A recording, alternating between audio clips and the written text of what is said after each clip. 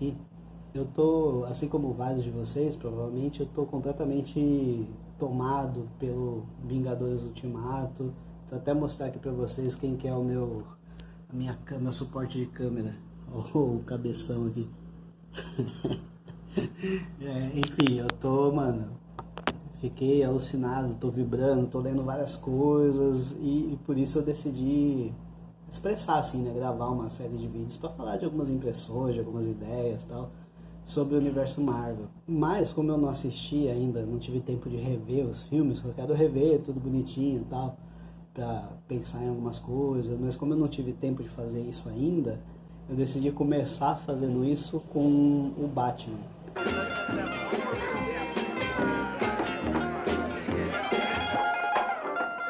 Que é um herói que não é do universo Marvel, né? É da DC, mas é um cara que eu acompanho há muito tempo e acho muito interessante. E como recentemente o Batman teve envolvido numa pequena polêmica, mas pequena polêmica, não muito grande, eu decidi começar dessa polêmica para a partir daí traçar algumas considerações sobre porque que eu acho o Batman um personagem muito interessante, apesar das várias críticas que a gente pode fazer e tal. Então eu gostaria de partir da polêmica que a gente pode chamar de Emicida versus Batman. Polêmica! Porque o Emicida, daquele jeito dele, né, de provocação, às vezes quando ele tá com o ovo virado e tal, ele solta uns bagulho pra provocar mesmo, assim. E daí ele falou que no Twitter que o Batman era um herói caidão, que é tipo um Ike Batista e tal. Que daí a galera fica dando confete, jogando confete no Batman, fica dando biscoito, mas ele é um Ike Batista babacão e tal. E o Emicida falou isso e obviamente o público, os fãs do Batman ficaram revoltadíssimos, os caras queriam matar o Emicida, quem é Emicida perto do Batman? O Emicida existe, o Batman não, mas tudo bem. Quem é Emicida perto do Batman e tal? Porque, enfim, fã é fã e os caras, mano, você não pode falar uma crítica do personagem, se não for dentro do universo, dentro do pacto ficcional ali, se você soltar qualquer coisa, os caras acham que você tá viajando porque é fã, velho. Mas o caso da crítica do Emicida, eu sou fã do Batman, assim, e o vídeo é um vídeo que vai tentar explicar por que eu acho o Batman um personagem do caralho muito interessante. Mas a crítica do Emicida é perfeitamente compreensível, na verdade faz parte do universo do Batman mesmo. E acho que para entender o personagem você tem que entender essa dimensão.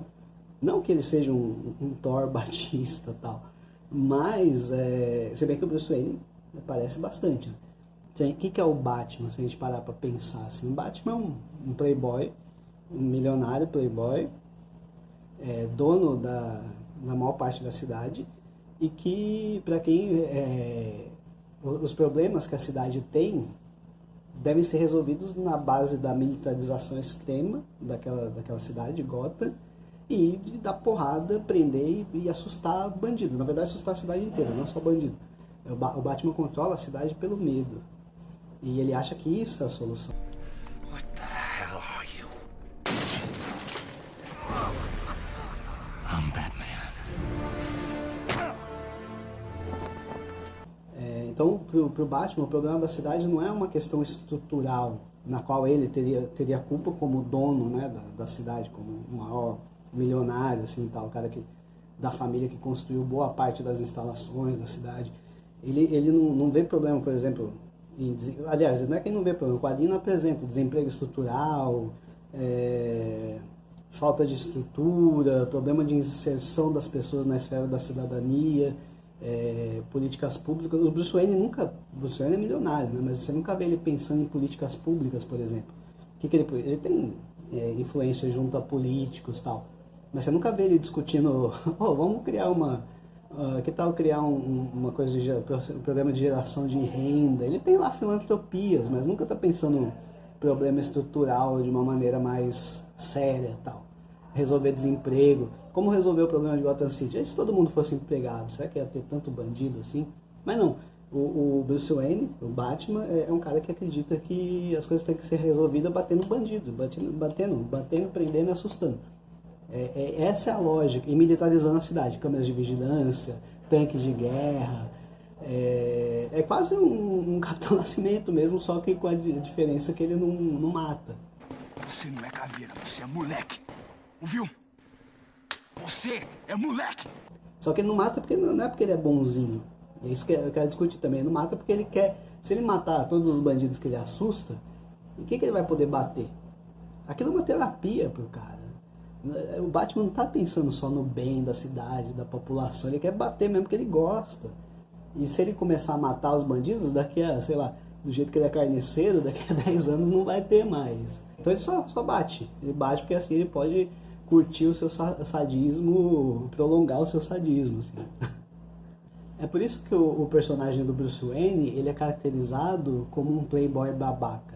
Porque se ele não fosse um playboy babaca, se ele fosse um empresário consciente e que realmente pensasse no bem da cidade, ele podia juntar os políticos, a polícia, e discutir um plano em conjunto, dentro da esfera da legalidade, para tentar gerar emprego, tentar criar política de distribuição de renda, de seguro social.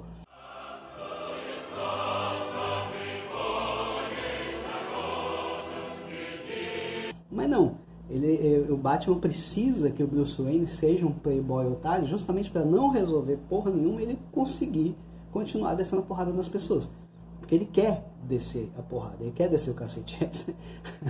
É por isso que o Bruce Wayne é um babacão. Ou seja, a crítica do Emicida parte de um reconhecimento meio óbvio, na verdade, de que a personagem do Batman tem uma motivação conservadora. Todas as personagens do período clássico dos quadrinhos têm uma motivação conservadora. Isso é meio óbvio, assim, isso as pessoas... Basicamente todo mundo sabe disso. A questão é que afirmar isso não significa que quem escreve, quem roteiriza, quem desenha, quem trabalha com a personagem não saiba disso e não saiba lidar com as contradições a partir disso, não coloca isso na história. O Batman é isso, o personagem é isso de fato, mas as histórias não são só isso, ou as histórias não ignoram isso, algumas pelo menos. Não quer dizer que essas contradições, esses aspectos não sejam levados em consideração pelo enredo, por exemplo. Eu acho que um exemplo muito bom nesse sentido é a maneira como a Marvel encontrou de lidar com o Capitão América. Avengers!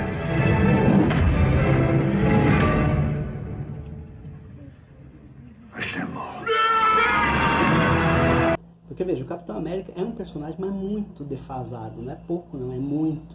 Porque ele é o símbolo, né, claramente, assim, mais do que o Super-Homem, que é isso também, mas o Capitão América é mais claro. É o símbolo do exército norte-americano, retratado como um lugar do bem em defesa da democracia. É defesa literalmente, por isso que o símbolo dele é um escudo, não é uma arma, não é uma espada, não é um muchaco, sei lá, qualquer coisa poderia ser. É um escudo, porque ele é o defensor da democracia. Olha, essa ideia do exército norte-americano como lugar do bem não cola mais ideologicamente, nem com os Estados Unidos. Talvez, sei lá, com o eleitorado do Trump e tal, mas veja, nem com um cara baba-ovo dos Estados Unidos, ele prefere, o Bolsonaro, por exemplo, para ele, ele prefere a imagem do Batman do que a do Capitão América, porque o Capitão América é muito bonzinho, escoteiro, eu acho que o eleitorado do Trump também é mais Batman do que Capitão América. Esse símbolo é muito envelhecido. Só que os caras da Marvel, eles sabiam disso, eles sabem disso. Era uma preocupação, o estúdio, inclusive, os produtores falaram, né? Era uma preocupação. O que fazer com um personagem como o Capitão América num contexto onde os Estados Unidos, o exército é detestado, tem várias críticas. Mas os caras, eles sabem disso. Eles sabem que essa é uma questão. Então, como eles resolveram? Eles pegaram o Capitão América e criaram um personagem cujo centro, a questão principal da personagem, é justamente o deslocamento dele no tempo. Olha que sacada genial. No primeiro filme ele morre não, né? Ele, enfim, é congelado e fica 40 anos, se não me engano, congelado e tal. E daí quando ele sai, ele ressurge para integrar o universo dos Vingadores. Justamente a grande questão do Capitão América é que ele não se enquadra. E eu quero saber como o Loki transformou 2 dos homens mais inteligentes que eu já conheci em macacos voadores. Macacos? Eu não entendi. Eu sim. Eu entendi a referência. E por que ele não se enquadra? Porque o símbolo, aquilo que representa o Capitão América, não faz mais sentido nesse mundo. Ele é praticamente um escoteiro virgem de 70 anos, num mundo onde não cabe mais. Ele é tão deslocado que no Vingadores Ultimato, ele está dando palestra de autoajuda, palestra motivacional. Porque é isso que é o Capitão América. Ele é um cara que faz discursos motivacionais na hora do conflito, que as pessoas precisam acreditar em alguma coisa, mas num mundo que não acredita mais. Do Vingadores Ultimato não acredita mais porque não funcionou. Porque eles fracassaram. Né? Todos eles fracassaram. Mas o universo narrativo sabe lidar com esse deslocamento do Capitão América. Então, veja, ele é isso, é o exército norte-americano, a gente podia fazer críticas nesse sentido, e continua sendo, mas o filme sabe, os caras que trabalham com o filme sabem, e tentam lidar com isso de alguma maneira. Sim, o personagem envelheceu, vamos retratar isso nas histórias. Com o Batman acontece uma coisa parecida, só que o Batman é mais interessante ainda, mais denso, mais complexo.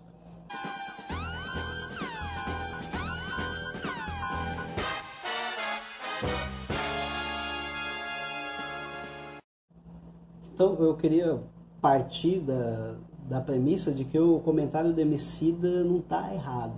Ele não está equivocado de tratar o Batman nesse sentido. Como um playboy que acha que a solução é dar porrada em bandido e na verdade não quer solucionar porra nenhuma, ele quer dar porrada em bandido mesmo. Ele não está errado a partir dessa perspectiva. Mas isso não quer dizer que o personagem seja ruim. Esse é o ponto. Porque o que é interessante do Batman é a maneira como essa visão de mundo da personagem, que é uma visão de mundo conservadora, é retratada. Não é a visão de mundo em si, mas a maneira como ela é retratada, principalmente ao longo da história. Né? No início é aquela coisa meio boboca, meio meu herói, não tem muita problematização, ele é até um pai pro Robin. Mas depois de um tempo, ao longo, principalmente a partir dos anos 70, quando os quadrinhos começam a amadurecer, a maneira como o Batman é retratado, a visão de mundo dele é retratada, é como uma espécie de loucura, uma patologia mesmo. O universo do Batman é patológico. Veja, as pessoas percebem, os roteiristas, os escritores, a galera que trabalha com esse autor, percebe algo de profundamente problemático ali. Então, ao mesmo tempo que retrata essa visão de mundo e constrói as histórias a partir da perspectiva que o Batman encara o mundo, essa perspectiva é ao mesmo tempo problematizada na medida em que ela não é considerada uma coisa saudável, longe de ser considerada uma coisa saudável. Então, a gente pegar caras que... tem caras que levam isso no limite, né, nos quadrinhos. Por exemplo, o Alan Moore com o Watchmen faz isso o tema central da obra. Mas dentro do universo dos heróis tradicionais, isso também aparece. E o Batman é um dos que mais aparece. O Batman, frequentemente os quadrinhos do Batman são estudos sobre loucura, ou melhor, sobre a indiscernibilidade da fronteira entre razão e loucura, entre justiça e injustiça. São estudos bem interessantes sobre essa temática, a partir dessa premissa conservadora, percebe? Então, tem um movimento aí, não é tão linear e tão chapado. Veja, e um dos exemplos mais interessantes nesse sentido é justamente Gotham City. A representação de Gotham é muito interessante. Porque veja, o Batman existe desde 1939, faz 80 anos esse ano. Em maio, acho que de maio de 1989 ele apareceu pela primeira vez. Há 80 anos ele combate Gotham City. E combate a criminalidade em Gotham City, ato falho. E há 80 anos Gotham City tinha aquela porcaria de cidade. Tipo, e o Batman jogando, colocando, enfim, adotando várias soluções, tacando terror, tentando controlar a cidade pelo medo e pela militarização. O Batman é quase um miliciano, se for parar para pensar. Se pegar no Cavaleiro das Trevas, ele é praticamente um miliciano mesmo. O Frank Miller tem essa coisa, né, da militarização e tal, a todo custo.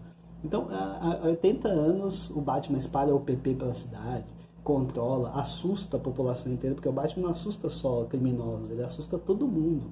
Não é que assusta só cidadão de bem, isso daí é a visão dele. Mas claro, a gente que tem uma polícia violenta, a gente sabe o quão assustador é para todo mundo. E, cara, se eu visse o Batman na rua, é óbvio que eu ia sair correndo, me esconder. Eu não sei, cara. Vai que o cara é adepto da escola sem partida e começa a dar porrada em professor em sala de aula. E a cara do Batman é ser da escola sem partido, inclusive. Porque, veja, ele não age dentro da lei, né? Ele cria a própria lei, ele se julga acima da lei, ou abaixo, a quem ou além, tanto faz. Portanto, nunca dá para saber quais vão ser os métodos e a perspectiva de análise de mundo dele. E a dele é bem perturbada, enfim. Mas ele atua lá em Gotham City há 80 anos, dentro dos projetos do maluco dele, e a cidade continua a mesma coisa. Continua a mesma porcaria, continua violenta, às vezes até pior, surgem uns malucos. Por que isso acontece? Por que não resolve, Batman? A questão de Gotham City não se resolve porque as ações do Batman, no fundo, elas não são para resolver, no fundo elas são para perpetuar. Gotham City é daquela maneira porque elas são resultados das ações do Batman. Gotham City é resultado daquilo que o Batman faz. Ele não está combatendo aquilo que ela é, ele está criando. Gotham City é resultado de um pensamento de um cara que é dono da cidade e acha que a solução para os problemas sociais é medo, terror e militarização. O resultado é Gotham City. Ela é daquele jeito porque o Batman faz assim. Então, em certo sentido, olha como o bagulho é maluco. Ele passa a vida lutando contra algo que ele próprio causa. Ele luta contra aquilo que ele mesmo causa.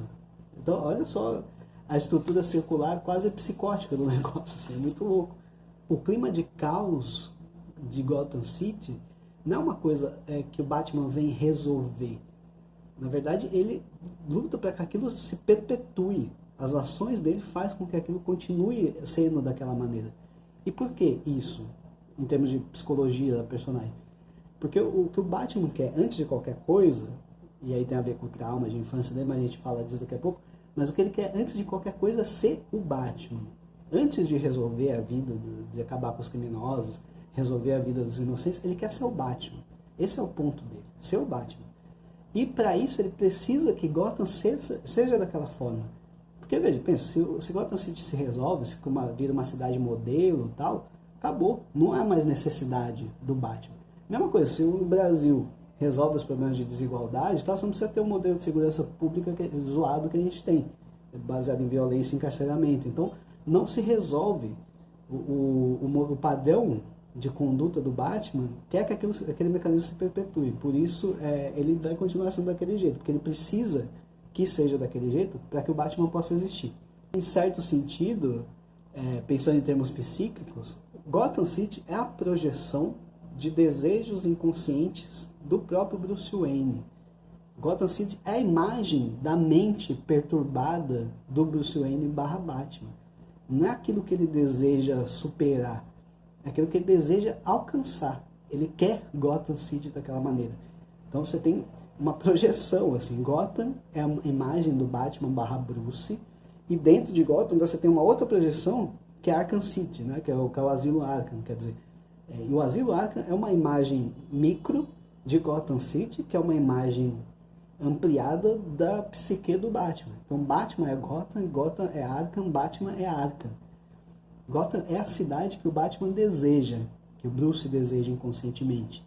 E não aquilo que ele quer superar, aquilo que ele precisa melhorar. Não, ele quer o caos, ele busca o caos. O Batman é o agente do caos. E aí, bem, enfim, vem a questão dos vilões e tal. Eu sou um agente do caos.